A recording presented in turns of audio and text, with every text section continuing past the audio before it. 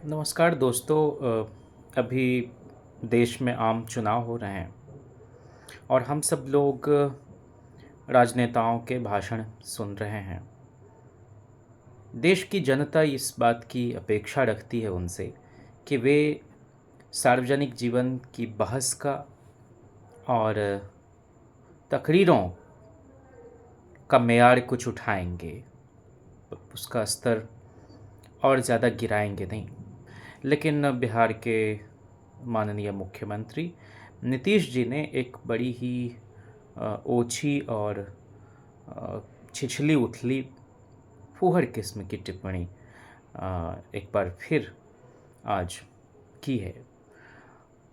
हम समझते हैं कि यह नीतीश जी की स्वाभाविक अभिव्यक्ति नहीं है। हालांकि इसके पहले भी वो इस तरह की बातें कर चुके हैं। वे सार्वजनिक मंचों पर अपनी भावनाओं को नियंत्रित रखने के लिए जाने जाते हैं और बहुत ही यांत्रिकता के साथ, कृत्रिमता के साथ अपने आप को बरतते रहे हैं और इसीलिए उनकी पूरी भाव भंगिमा में एक बनावट भी नज़र आती है। वे बहुत नैसर्गिक तरीके से अपने आप को नहीं बरत पाते हैं। लेकिन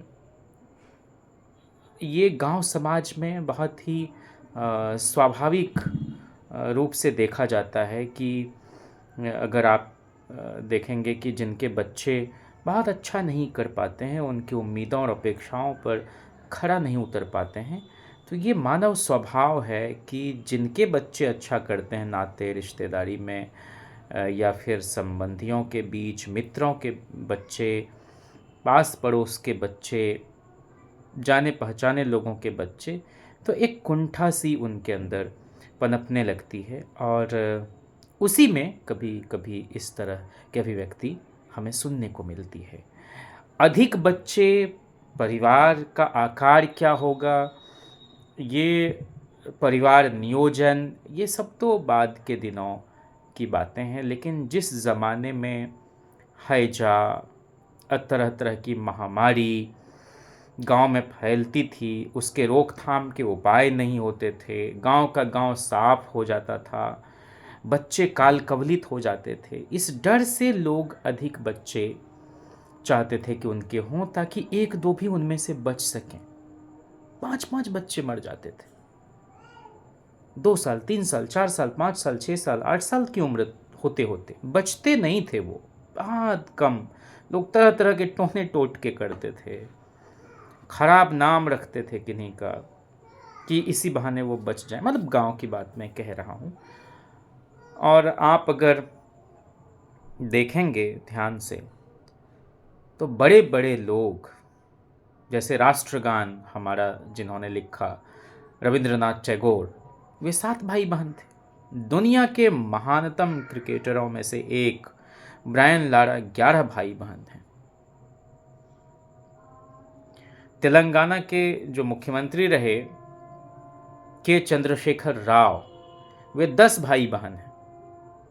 पूर्व प्रधानमंत्री अटल बिहारी वाजपेयी जी 7 भाई बहन। स्वयं नीतीश कुमार जी 5 भाई बहन।